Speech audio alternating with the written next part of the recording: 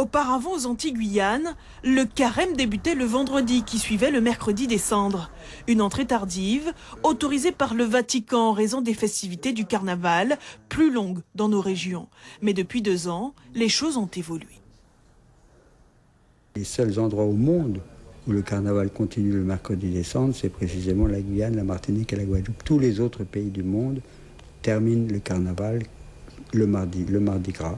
Et donc la majorité des chrétiens le souhaitant, nous n'avons pas voulu les pénaliser davantage, ce qui n'empêche pas que dans certains cas ou dans certains lieux, on puisse aussi donner les cendres le vendredi ou le dimanche.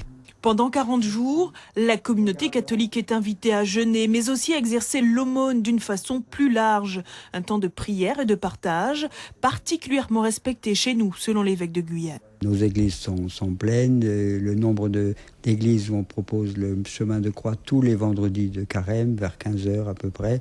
L'assistance à la messe est beaucoup plus assidue que dans d'autres moments de l'année, en tout cas dans le temps qui précède le carême.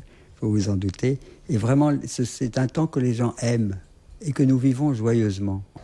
Au cours de cette période, il est de coutume de manger maigre, sans excès.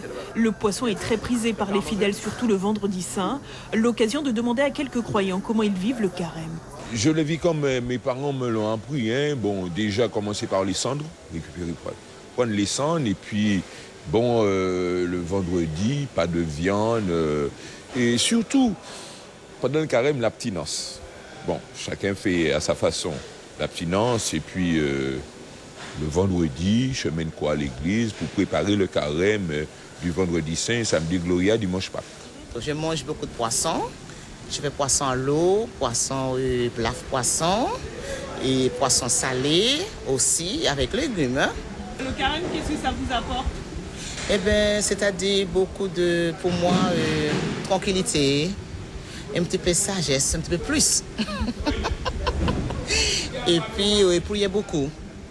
Le carême se termine par la Semaine Sainte, qui sera ponctuée de moments forts, notamment la célébration de Pâques, la fête la plus importante du calendrier chrétien.